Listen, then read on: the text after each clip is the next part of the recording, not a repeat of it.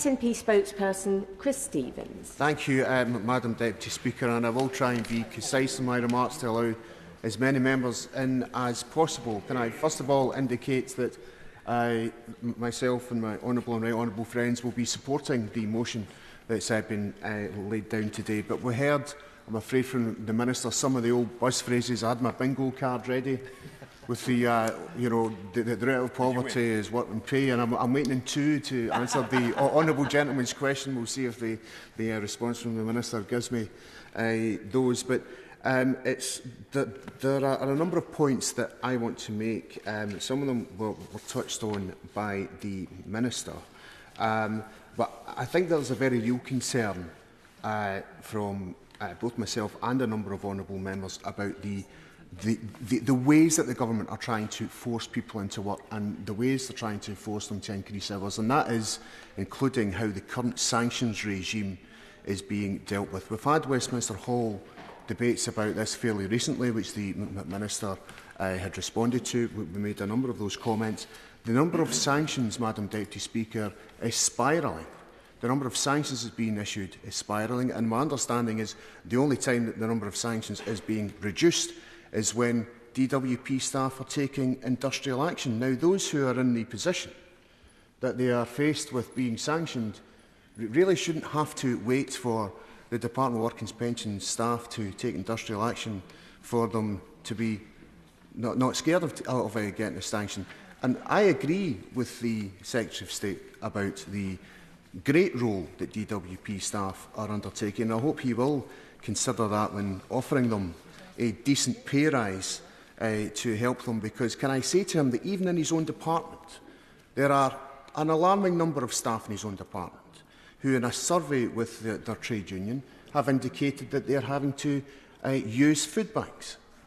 That's a ridiculous situation to be in. It's also a ridiculous situation to be in when DWP staff themselves are saying that they can't take on additional hours because they would then lose the benefits that they're being paid by the state. And this is something that I hope that government ministers will listen to, because in the exchange I had with the Shadow Minister and the Secretary of State, there was very real examples provided to the Select Committee when I was on it until fairly recently, in its childcare costs inquiry, of lone parents having to stick to the number of hours, being unable to take an increase in those hours because they would lose their universal credit payments and other benefits, and that's something that should not take place.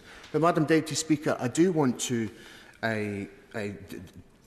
discuss the very real concerns that we have in relation to the sanctions regime. It's deeply concerning that people who, when they receive a sanction, not only get sanctioned, but they lose their associated cost of living payments as well. And that is only putting people into more poverty, and that's something that should not happen. And there's very clear evidence that sanctions actually do not work.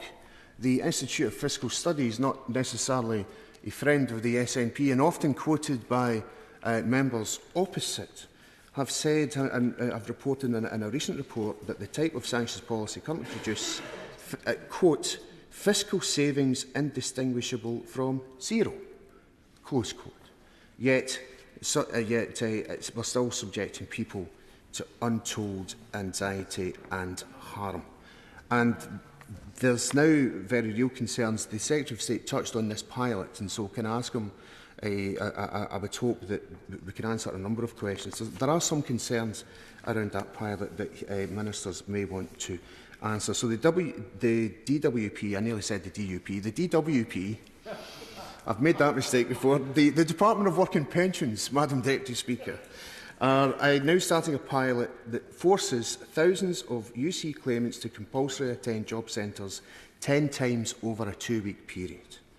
So if you've been a claimant for 13 weeks, you fail to attend, they could be sanctioned and risk losing their benefits, and that would plunge, in my view, often very vulnerable people deeper into poverty. And the Job Centre Innovation Pilot is to be introduced, as I understand it, in 60 job centres with the potential to impact thousands of claimants.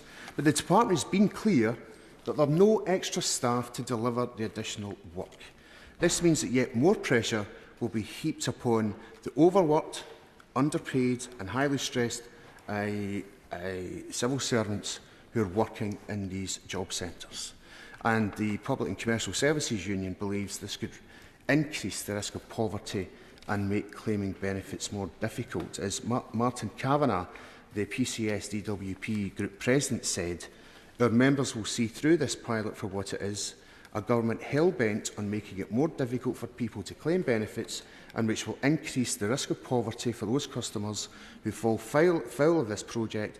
Asking more customers to travel more often into job centres does nothing to help our staff or their workloads and does nothing to help customers find the work that they need." So perhaps ministers will respond to those concerns from the Public and Commercial Services Union, because it's very important that that is done. Now, one of the things, Madam Deputy Speaker, that's also coming up is that the disability employment actually increased during the pandemic, and it now seems to be reducing. Is that because, and I think that one of the reasons for that, is that what was happening during the pandemic was people were working from home. They were able to utilise that, they were able to utilise that technology. But as we've seen, as we've eased out of the pandemic, there's now this massive move to force people back into offices and factories and all these things. So I would like to see the government incentivising, perhaps when it's looking at disability employment, is maybe perhaps incentivising employers to help workers work from home, because that would help them, and that would certainly be of benefit to those with disabilities. And again, that's something which is coming up time and time again when the DWP Select Committee has looked at those issues. So I hope that the ministers will look very seriously around that. But also what needs to be tackled as well is that insecure work and in-work poverty is on the rise. And I'm very concerned, Madam Deputy Speaker, when I hear ministers justifying sanctions on cases like, for example, people who refuse zero-hour contracts. Now, zero-hour contracts do not suit everyone, and I would hope that the Department will once again look at this. If someone refuses a zero-hour contract job, it's because it doesn't suit them. It doesn't suit everybody to be in that position. We've waited, Madam Deputy Speaker, over 6 years for the government to place an employment bill to address some of these issues, to address some of the issues around insecure work, to deal with issues like, for example, people in insecure contracts being texted by their employer and being told that the first one who arrives at work gets the shift. Now, that's a sort of practice that I would hope government ministers would condemn, and I would hope that government ministers are working with their other colleagues to eliminate these sorts of practices, because these sorts of practices are wrong and they're increasing both insecure work and in-work poverty. And I hope that ministers will be able to liaise around some of these issues, because they are very important, and that is why we need to look at how we can be a fair work nation with fair work policies, so that people will be attracted back into the workplace. So I hope that ministers will respond to some of these points and will look at them. And I'll leave it there, Madam Deputy Speaker, to allow other members to join this debate. Thank you. That suits me if I'm not.